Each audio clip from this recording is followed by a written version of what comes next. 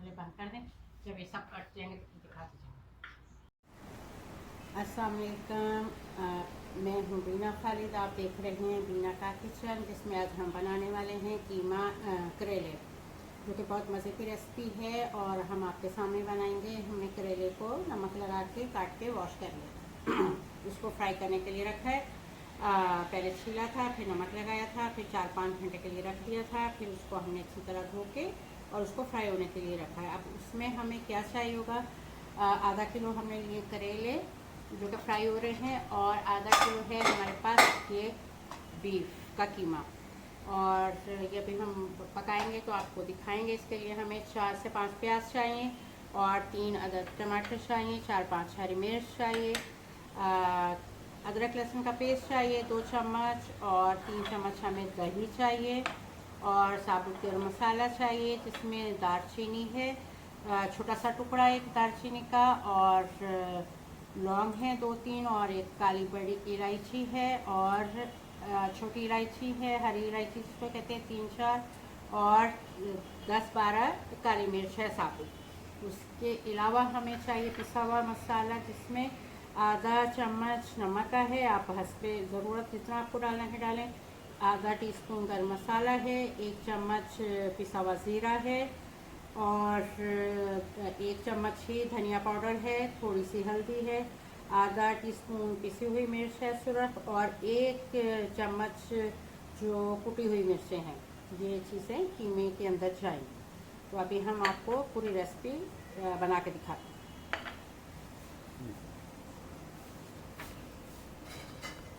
ये करेले हम फ्राई कर रहे हैं, और करेले के जो सॉफ्ट वाले बीज होते हैं वो मैंने निकाल लिए थे, और वो भी मैंने इसमें डाल दिए। बहुत अच्छे लगते हैं और बहुत अच्छा टेस्ट आता है इसका। तो आप ये फ्राई हो जाएंगे तो फिर कीमा शुरू करेंगे, तो फिर दिखाएंगे आप।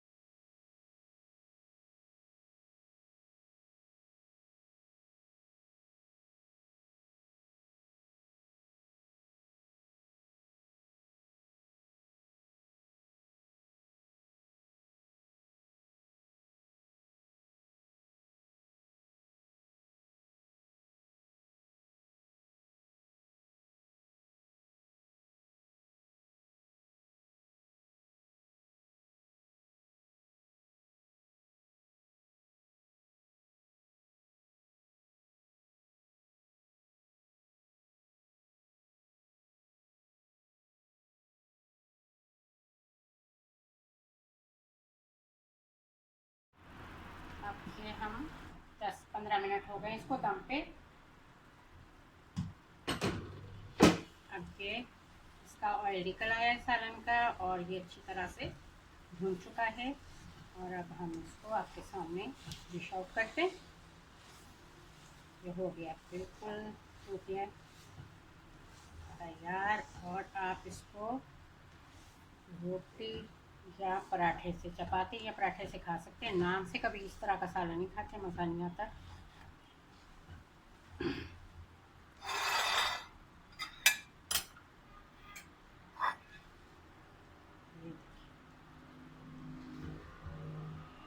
बहुत ही मज़े का लगता है। इसमें बिल्कुल करेले कड़वे नहीं लगते। जिन लोगों को ये होता है, नहीं खाते कि वो कड़वे हैं, वो ज़रूर इस तरह से ट्राई करें। हम आपको ये हमने हरी मिर्च डाली थी इसकी।